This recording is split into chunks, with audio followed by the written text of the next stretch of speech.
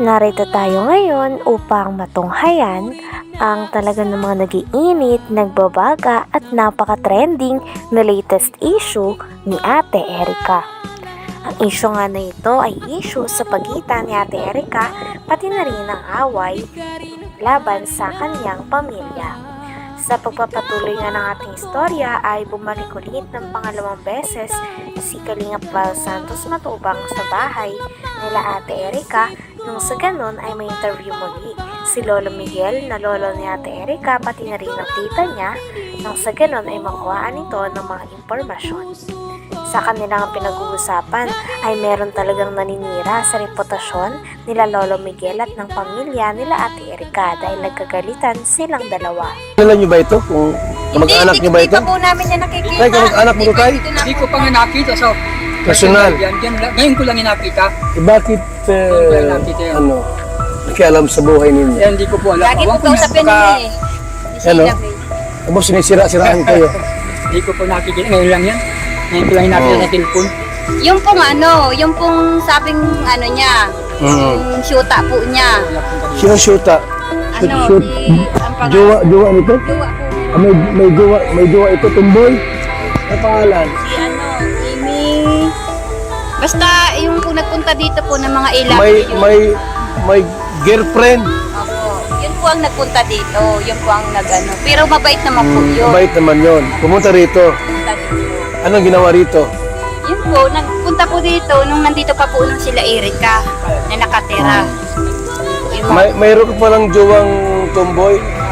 Wala mo bang pakialam dyan kung may jowa ka o wala? Pero mabait po yun. Inilahad pa nga ng tita ni Ate Erica na napakarami daw ang bagay ang binili ni Sir Jun A. unang negosyanteng mayaman para kay Ate Erica at sa kanyang mga pamilya. Binilan nga siya nito ng lote, ng bahay pati na rin ng NMAX at tricycle. Ayon naman kay Lolo Miguel ay sinabi daw ni Sir Jun A. na ang tricycle na yon ay pang pamilya. Ngunit ang nangyari ay kinuha daw ito ng ate ni Erica na si Sheila May kasama ang kanyang asawa.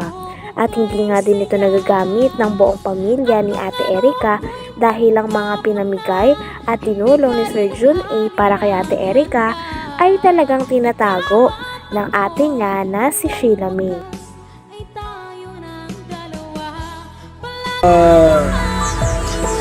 Sinong pira yung ginamit? Pira nila o pira ni Jun A? Kaya yun yun. Eh po yun, kami po ang magpapatunay po doon. Hindi pira nila Hindi in po pira Torres. po ng Ilaber. Hindi pira. Yung pira po ni John A, ang binili po doon ni Sheila May, lote sa Dait. Okay. May luto sa daip, binili. Opo. Magkano bili nun? Yung baga pong Ilmax po yun. 100. Ito. Max. Bumili pa ng motor. Sige. Oh, Tricycle. ang dami, tricycle pa. Motor, tricycle pa. Pero ang pagkakasabi ko, ang dingin ko, yung may tricycle na yun ay pampamilya. Pero inang Sabi nila. nila. Inang kinino?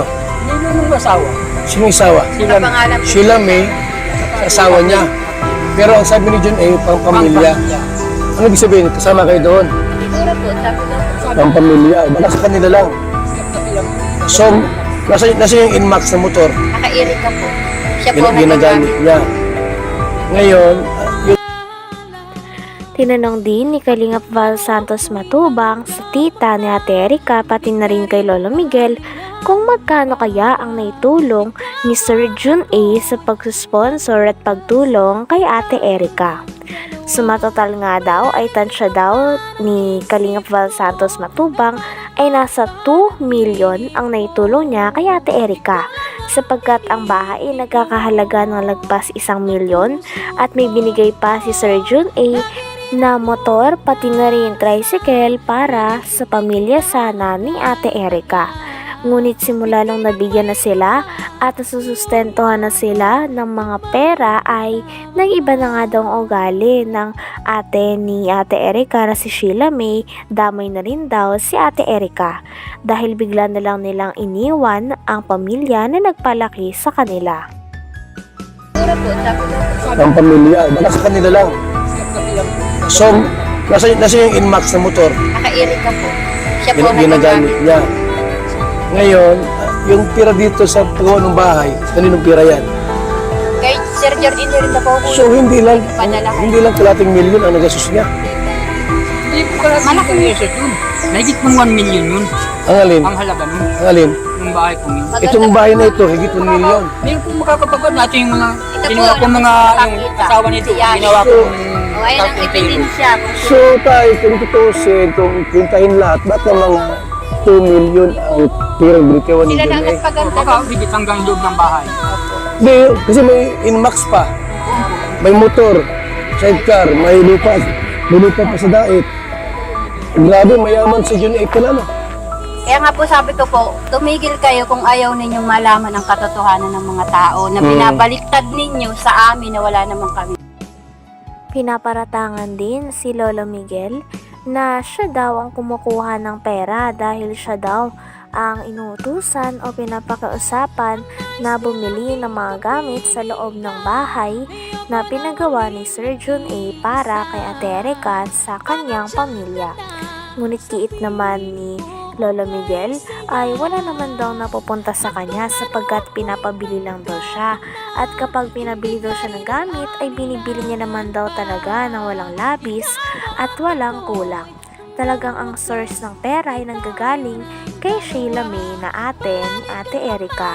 Dahil sa kanya daw nagpapadala at siya ang kumakausap kay Sir John A. Sabi pa nga ni Kalingap Val Santos Matubang ay may tuturing talaga na parang buhay prinsesa si Sheila May dahil may mga taga-utos ito. Bahay ito, ayoko naman po na parang daldal ko, tapos yung pala, tama si N. Tunyakal Torres, yan o. Hindi namin yung kilala. Eh, Lolo Migs, ano kaya yung topic natin dito? Diba, pera at ikaw ang may hawak yung pera, hindi si May. Dahil kayo ang bumili ng gamit. I have some evidence of what happened from the start. Yung pirang yun, ibinibigay lang sa akin para bumili ako ng mga mga gagamitan sa bahay. Pero nasa kanya ang pira, siya ang na-withdraw. Siya ang uli-uli mag-asawa sa dait. Doon na sila natutulog. Doon sila natulog. Pag makain sila at hindi gusto ng ulam dito, doon sila nakain sa dait. Sino? Yung sila? Asawa, Sila May. sila yung tatlo. Buhay Reyna. Uy, ray na nga. Nangyayari. Ano? Talaga. Uuwi dito, ni isang mansanas, hindi man lang bigyan yung apo. Grabe naman. Ayun. Kaya po, kasi nangalingan po yung sinasabi po niya ni Amy Torres.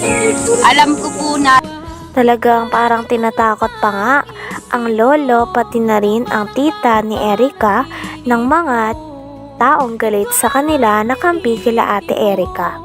Sinasabihan pa nga sila ng mga gutom na aso at pinakuha pa nga ni Kalingap Val Santos Matubang ang pruweba ng tita ni Ate Erika na lagi daw silang pinagbabantaan. Sabi nga din ni Kalingap Val Santos Matubang ay hindi na maganda ang nangyayari dahil may mga pagbabanta na nga daw, nakakasuhan sila at marami pang paninirang puryang sinasabi sa pamilya ni Ate Erika. Mansanas, hindi man lang bigyan yung apo. Grabe naman. Ayun. kaya po, kasi nangalingan po yung sinasabi po niya ni Amy Torres. Alam ko po na lagi yan kausap po ni May, magdamag-damag, magkausap po yan lagi dyan po sa kwarto. Yan po lagi ang magkausap. Saka si Sheila May. Umpisa pa po nung hindi pa po lumilitaw si Sir John A, magkausap na po yan. Hanggang dumating si Sir John A, sila na po lagi ang magkausap hanggang ngayon. Sila po ang laging mag-uusap. Nasa likod po si Sheila May kay Amy Torres. Siya po yung nagbibigay yata po ng update. Okay. Kaya kumakalat po. Bibigyan ng mga salita para kumalat sa kanila. Parang tinatakot pa kayo ah. Nandiyan po yung si Kuya Bal yung yung text nila na kami, gutom na aso. Nandiyan. Kunin mo daw. Tingnan natin. Kunin mo daw para mapagyan natin yung sinasabi nila.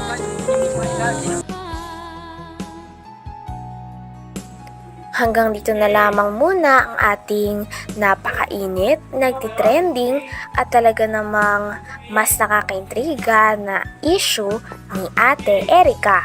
Maraming salamat sa inyong panonood. Hanggang sa muli. Bye!